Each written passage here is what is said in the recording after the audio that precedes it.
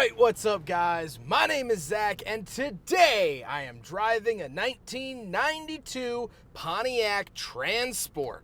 Up front is a 3.8-liter V6, and down below is a 4-speed automatic transmission. Now, I am super excited to be driving this Pontiac Transport for two reasons. First of all, I love driving well-kept 90s cars, and this is most certainly a time capsule from a very interesting point in Pontiac's history. But the second reason is the fact that I've reviewed the Oldsmobile Silhouette, the slightly upper spec version of this van, and that van was actually traded for this van owned by the same owner. So we're going to be doing a little bit of comparing and contrasting here today. But if you'd like to submit your own vehicle and have it reviewed here on the channel, you can head on over to my website, zackpradel.com/submit. It's a quick and easy submission form. It takes under a minute to fill out, and I come out to you. And if you'd like to see all my videos weeks or sometimes months in advance, you can head on over to my Patreon for only $5 a month. But let's get back to that 3.8-liter V6. Well, that was kind of a bread and butter motor for GM for a very long time. It's an incredibly reliable engine and was a lot better than the 3.1-liter V6 offered in other Pontiacs at that time. The 3.8-liter, everybody knows about it. Everybody knows that it's great. So that's what we're dealing with here today. Like I said, paired to it is a 4-speed automatic. It's fine. It does the job. I don't overly love it, but I don't despise it either. It's shifting gears 33 years later, and so I am very happy for that. Last but not least, the dust bust. The Transport is front-wheel drive. So how does it feel to drive the Pontiac Transport? Well, it drives pretty much the same as the Oldsmobile Silhouette. It's a big van. It is relatively cushy. It does have a little bit of a sportier suspension. I do feel as though I could take a corner at a higher rate of speed than maybe other minivans, but I'm not going to push my luck here today. Visibility is great. You have that huge long windshield, even though it does have these skinny pillars interrupting it. It is nice and easy to see out of, and it's easy to drive. Minivans have always been pretty easy to drive, and the Transport is no different. With that stuff out of the way, let's talk about the interior. Well, in front of me, I have 6 gauges. Off to the left is my battery voltage and oil pressure. In the center is the tachometer and speedometer. And off to the right, we have our fuel and coolant temperature. On the steering wheel, we do have horn buttons, but that's pretty much it. No airbag yet here for 1992. This was 1 year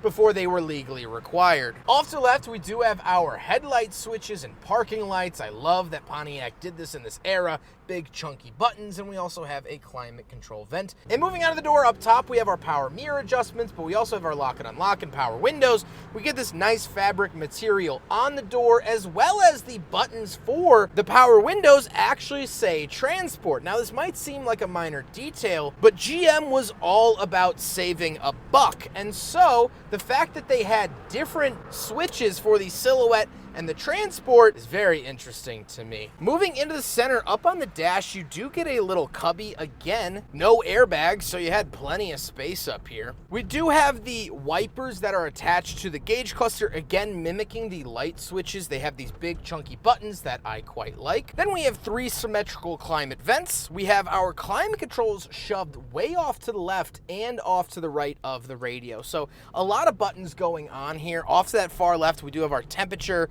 and fan speed. I love these very chunky, very satisfying buttons. Very synonymous with the era, but I still really enjoy them. We have our radio in the center with an auto reversing cassette player. We have our balance and fade, as well as some different adjustment options. Then we have our rear fan speed off to the far right.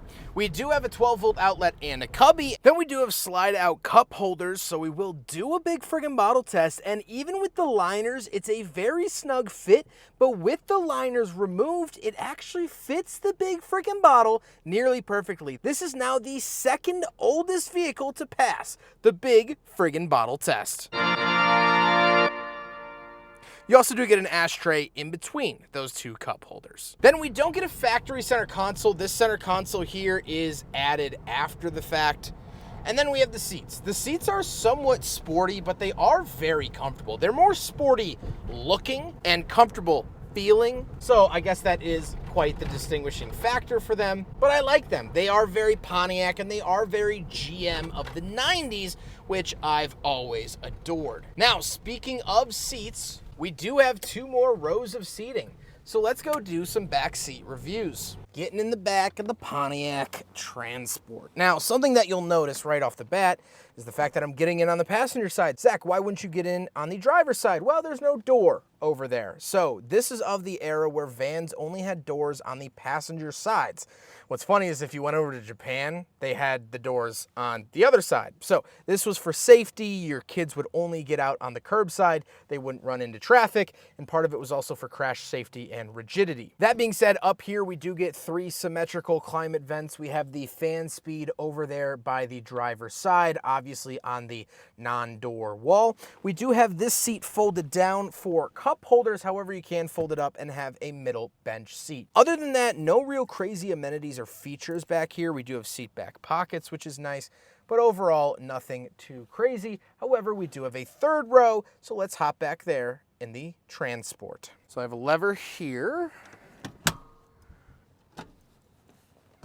Oh, and then you could pull that seat actually forward, and I can step in now. Very nice. Will these seats come up? Yes, they will. So interestingly enough, this very 3rd row is actually only 2 seats. So you get 2, 3, 2. More often than not, it's 2, 2, 3 or 2, 3, 3, but not 2, 3, 2. 2, 3, 2 is different than 2, 3, 3 or 3, 3, 2. Kind of interesting. We do have climate vents on the pillar back here as well for the final 3rd row. Very nice to see all of that, but besides that, I don't really get any crazy amenities or anything of the sort. So nice to see in the back of the Pontiac Transport. Again, I can't imagine how many road trips, how many sibling fights were had back here in the early 90s. Piece of history, piece of American history for sure. Let's hop into the very back. We'll take a quick look at the trunk and cargo space, and then we'll talk about the looks. All right, around the back of the Pontiac Transport SE, twist it to the right and pull up. And there we are around the back. Obviously, with the 3rd row up, nothing really too crazy. And get a little storage cubby off to the right as well as off to the left, but no amenities. You didn't really need any amenities, and this was before minivans started to get smart and you could fold the seats into the floor, or they would dig out like a trench here so you could put added cargo space. This was kind of early in the minivan's life cycle. The minivan really only came about in like the mid-early 80s. I believe 83 or 84 is when the Chrysler Town and Country and Caravan started to come out. So this was under a decade later. They hadn't really worked out all of the packaging yet for minivans. So it's cool to see that. Now you can remove the 3rd row if you would want. So very cool. But other than that, pretty bare bones and basic back here. Close this up. There you go, taking my key back. One interesting thing about the key, the owner showed me, this little silver tag. When you would get roadside assistance back in the 90s, you would get this little silver tag, and it actually has a P.O. box on it, and you would register your address. So if anyone found these keys, they could put it in any U.S. Post Office mailbox. It would get shipped to GM. GM would find your address, and GM would then ship it back to you. So very, very cool, this little tag. No idea if it still exists or still works, but that's what would happen back in the 90s. Very cool. Now we gotta talk about the looks, and I love the look, obviously, of the Transport. These were nicknamed the Dustbuster, this and its sibling mate, the Silhouette, as well as the Chevy Lumina MPV. That is the final van in the trifecta that I have to find and review. Spencer, if you're watching this, trade this for a Chevy Lumina just for me, please. Thank you. But the biggest difference on the exterior, and I can't believe you guys didn't notice it right off the bat, you must be morons, is the body cladding. Below the belt line, or below the sort of center line of the Transport, you can see they added some plastic down below and changed the bumpers. That's it. That is really the only major distinguishing quality of the Transport against the Silhouette. Different wheel design, sure, but I kid. It's not a very significant change at all, so don't be too hard on yourself if you didn't recognize it, because I didn't recognize it either. The last thing I'll say about the exterior is the fact that there is no third brake light out at the back. So for cars, they were legally required to have a third center high-mounted brake light from the 1986 model year forward. Now, this is a 1992. Why doesn't it have it? Well, this is technically classified as a light truck, and light trucks didn't need them until 1993. So it's able to skirt around that regulation for the final year. With all of that being said, let's get on to my final thoughts. What do I think driving a Pontiac Transport? Well, of course I enjoy this experience. It's a really clean 90s Pontiac. It's a minivan. It's a dustbuster. This checks all of my cool, weird, awesome, amazing boxes. There aren't really too many huge issues with these either. Like I said, that 3.8 liter is pretty reliable, so you don't really have to worry there. My overarching feeling, my ending thoughts on this van are very positive because the essence of this van are very pure. They're very uplifting. They're very optimistic. Back in 1992, when this van came out, the style of this van, the technology in here, the overall spirit of it, quite literally looks up to the stars. It looks like this van, given the opportunity, might lift off and fly to the moon. Everything in here is very, very positive. It feels okay to dream in a van like this. This van was hopeful and excited for tomorrow. This van looked forward to the future. And that's something that we don't really get in modern cars. Modern cars are fun, cool, and some of them are futuristic, but it feels very much like we're handling the situation at the moment type futuristic. This van felt like and looked like it was from 2105. This van said tomorrow is going to be a better day. Tomorrow is going to be a more exciting day.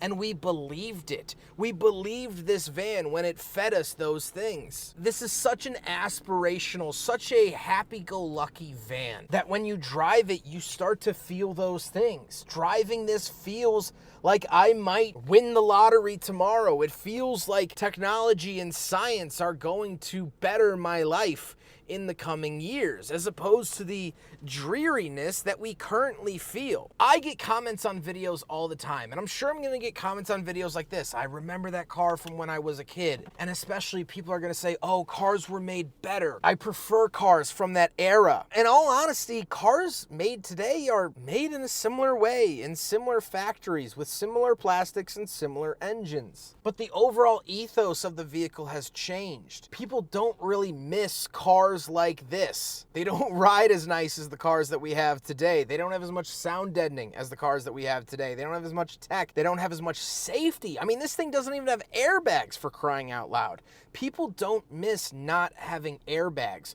People miss these cars because of the way that they made them feel, because of the memories that they have associated with them, and especially a vehicle like this, the Transport. How many family vacations were taken in a vehicle like this? How many trips down the shore? How many trips to Door County or the Wisconsin Dells or out of state, crossing borders? How many kids from the back seat saw a new state, new city, or new country out of these windows? That's what people miss. People miss the purity of these cars, where it didn't feel like Pontiac was trying to pull the wool over your eyes or get you to buy something that you don't need. This doesn't have superfluous features. It's honest, it's real, and that's what people actually miss. People miss a truth to the sayings. People miss honesty. People miss aspirational thoughts. Because right now, we're all just trying to get by. We're trying to see tomorrow, and hopefully that paycheck doesn't disintegrate overnight.